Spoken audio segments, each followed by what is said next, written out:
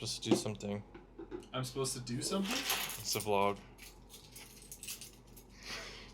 Vlogs are stupid.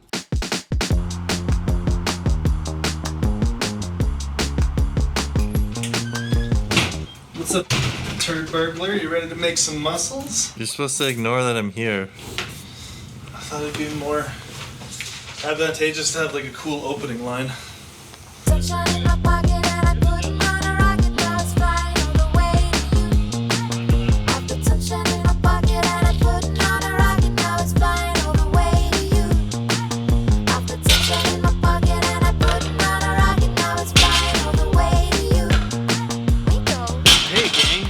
Going on?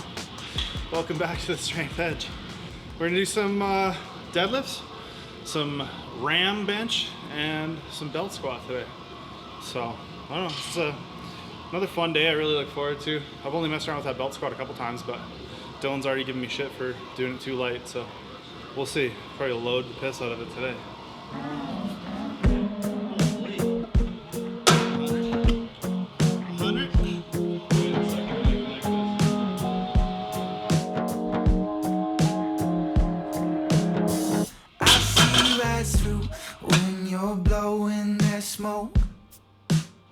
Make me feel high, but you're stunting my growth.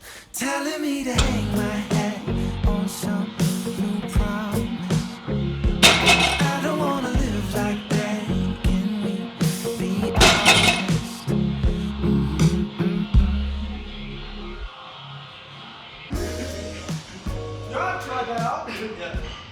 honest? People are asking. I mean, I think every single video people ask about the velocity unit. Yeah, sometimes we get like 2 or 3 comments on Instagram videos too. We talk about it quite a bit. What's the string, bro? Yeah. What's the string? And yeah, exactly. I gotta keep my bar from rolling away, man. And yeah, we talked about it last video, but we didn't actually put it in. Right. And we still can't totally talk about it, but. Well, yeah. So the Rep 1 guys sent me this unit. They don't want me to review it until the new firmware comes out. The new firmware is going to do like 3D bar tracking and clean up the interface and add like a battery indicator and some of that kind of stuff. But more or less, I use this. It's from Rep 1, at Rep 1 Strength on Instagram. And I leash this to my bar and it tracks bar velocity. And then I use that after the fact in conjunction with footage and my own subjective rating to come up with hopefully a really accurate idea of RPE, which helps me kind of adjust my training. A lot of the times I can tell by how, whatever my sort of last warm-up is, how fast that is. I can tell whether or not I'm probably going to be good for what I was planning for. Okay, so today then, what was your last warm-up and what was your top set? So you can't actually scroll through on the unit, so I got to grab my phone. My last ramp-up set was 0.15, which for me is a really fast deadlift. And my top set, 0.15 what? Meters per second. Yeah. And my top set, my first rep was 0.09, and my second rep was 0.15. And what does that mean? So it means that my first rep was slow, yeah. But my second rep was bang on for what I was hoping for at like around an 8. Yeah. Yeah. So you call 0.15 an 8? Thereabouts, yeah. I'd say between like 0.13 and 0.18 would be an 8. So it's usually a range of like, I think the literature suggested that like 0.05 is like noticeable change, or you can say that if you do the same weight 0.05 faster, you've like actually gained strength, according to a number of metrics and studies and stuff. Yeah. So I usually try to keep my RPEs in a range of like 0.05. So then, like, who would you recommend actually get a velocity unit? Honestly, probably either people who like struggle a lot with RPE and tend to like really overshoot all the time. Sometimes like I've had clients who that works really well to help like rein them in. So when they do something and they're like, oh, that felt easy, but you watch it back and you're like, that was a 9. So you can set up like an objective measure for what a 9 is or how fast it moves. Yeah. But like, I mean, I don't know. I don't really know that everybody needs to buy one of these things, to be honest. Like if you have a decent idea of RPE, it's not like you're gonna slow down your progress. if you're curious about it, if you have disposable income to spend on it, and if you're interested in like fine-tuning your ratings to that extent, then sure, it's a great purchase. But I don't think you're like leaving much on the table if you don't get one. But we'll have a full review coming. Yeah, we'll do a full review and dive a little more into some of the software and maybe even compare it to some of the other units that I've used. But yeah, like I said, that's for the future. The streets feel alive. We're mixed with life.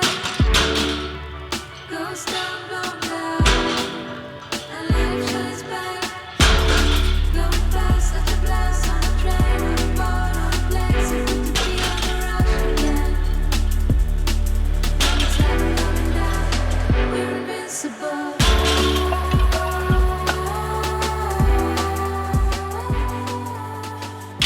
So some people are asking, or I guess one person was asking, not some people, but they were asking why you load the plates the way you do. Well, let me tell you a little story. No. So, in competition, the way the bar has to be loaded by the regulations and the rules of the IPF, and I think most powerlifting federations, are that the inside plate has to face in, every other plate faces out, so that the refs can see at any point in time what is loaded on the bar. You can tell by what's facing in, what's facing out. So that's why I do it that way. It's just force of habit, because that's how I've had to do it, volunteering a spot and load. That's how I've had to remind people to do it who are volunteering a spot and load as a referee. It's just kind of ingrained. So it doesn't really matter. Like, you're not doing it wrong if you put the plates on the other way. Double gravity if they're spinning, but other than that. I think I've actually been told at a commercial gym that I was doing it wrong. Like, people get way more triggered there because they don't, like, they think that one way is the right way, either all in or all out. Yeah. But no one really does flipping it like this, Right. like ever. Yeah, and I mean, usually if I'm using pound plates, I'll do the same thing, just out of habit. So it probably looks pretty weird, but I feel like most pound plates are like double-sided. Yeah, Right? a lot So of it them doesn't are, really yeah. matter. Like the ones right over there.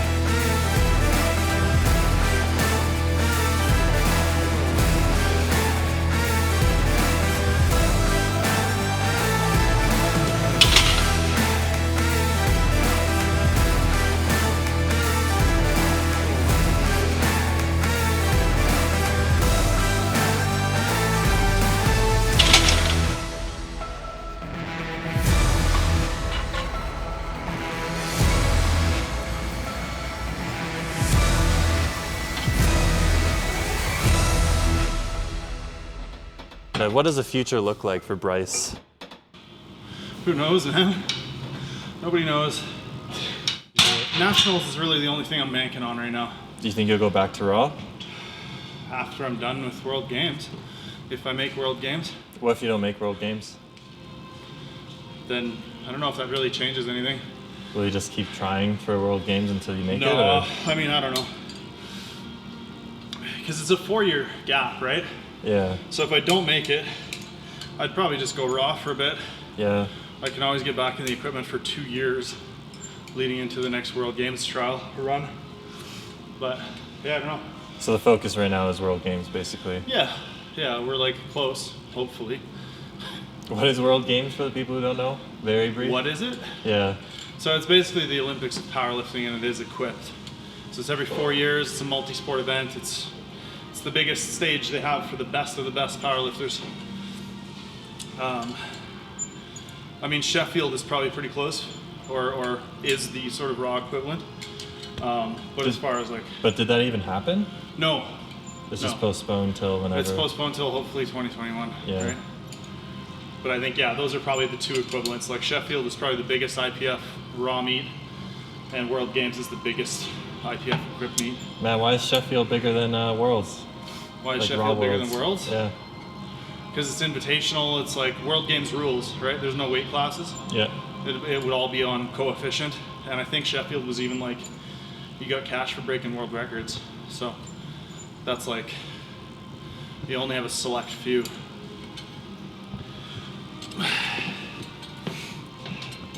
It's all about the prestige, man. Like I said in my Instagram post yesterday, ain't nobody making money off of this shit. Might as well do it for the glory.